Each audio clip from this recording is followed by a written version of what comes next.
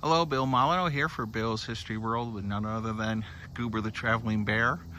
We're at Harpers Ferry, West Virginia, checking out Bolivar Heights. A lot of cool information about this battlefield. Follow Goober and I in our travels here.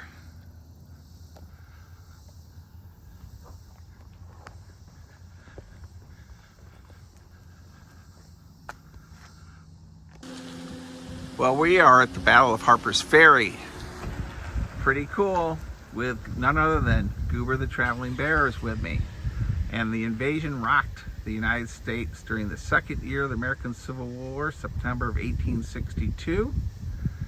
So here's a great map of where we are in the Visitor Center.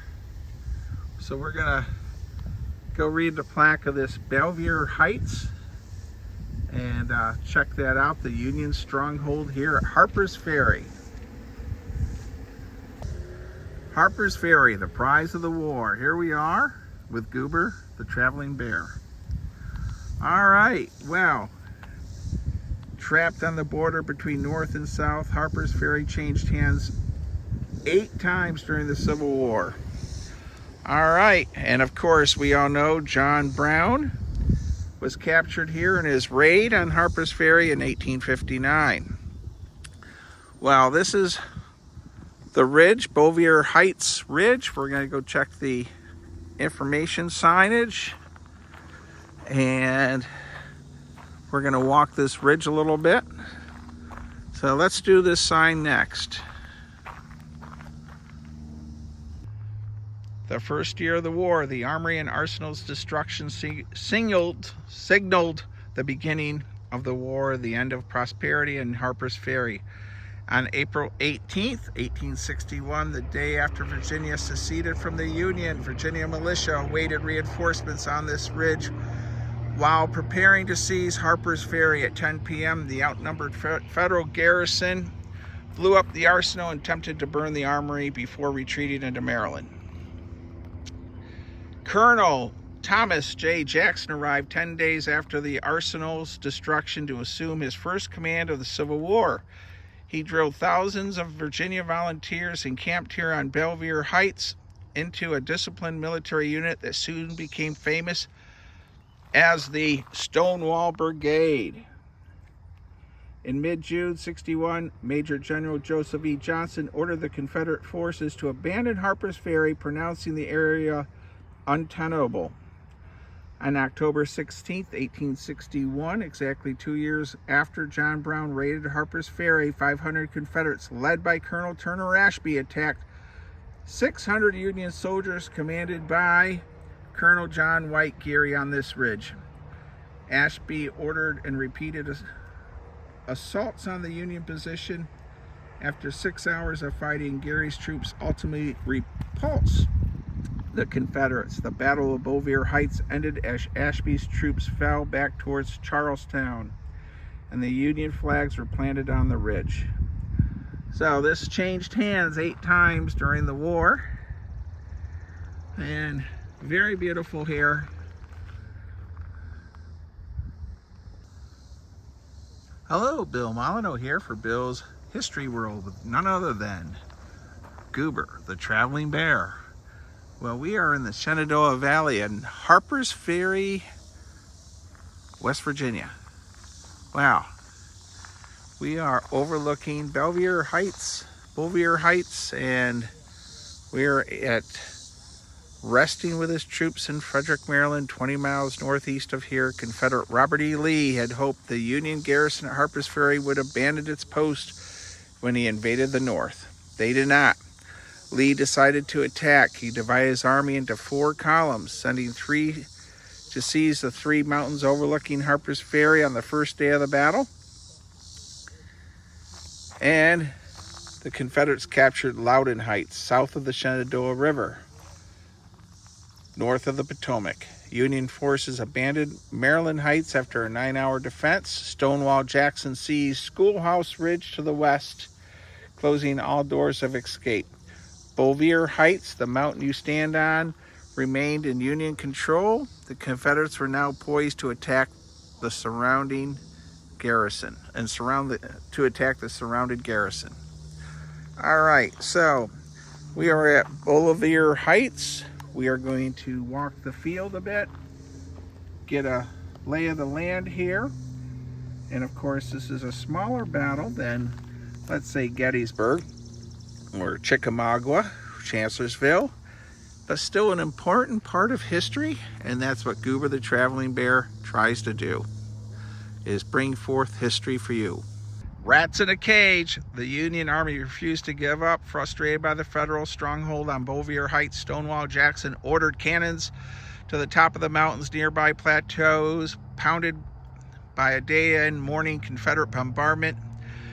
Union soldiers felt the strain.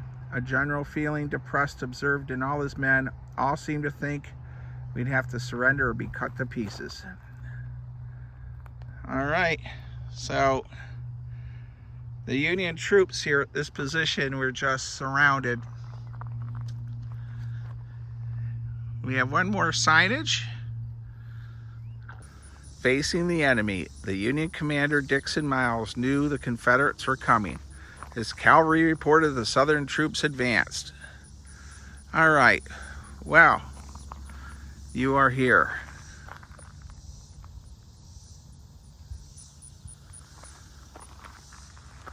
So we have a battery of guns here. They look like 3-inch rifles.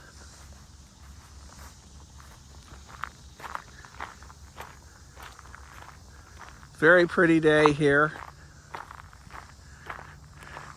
So these Union guns facing down the ridge.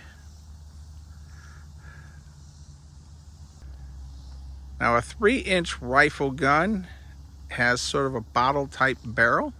If it was a 10-pounder Parrott, it would have a reinforced band around the breech here. And of course, if it was a smooth bore Napoleon, it would be bluish or brass color. And these guns are rifled, so the projectile can fire a long distance. All right, let's walk up to the other side.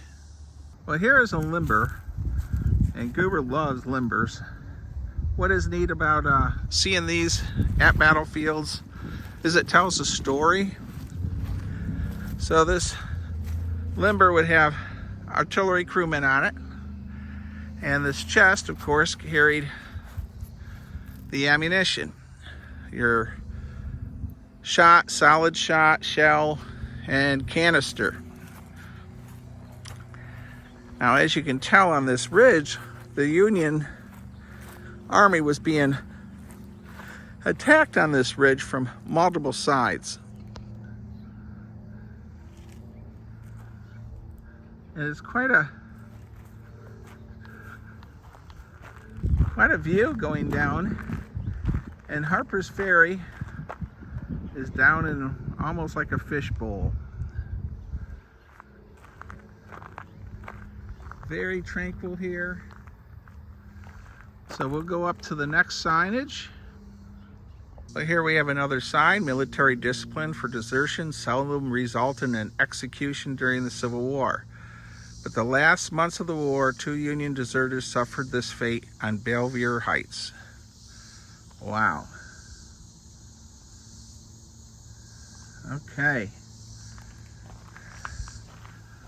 Well, we have quite a bit of path to walk. I'll pause the camera. We're going to go check out the limber and the artillery batteries and signage further up.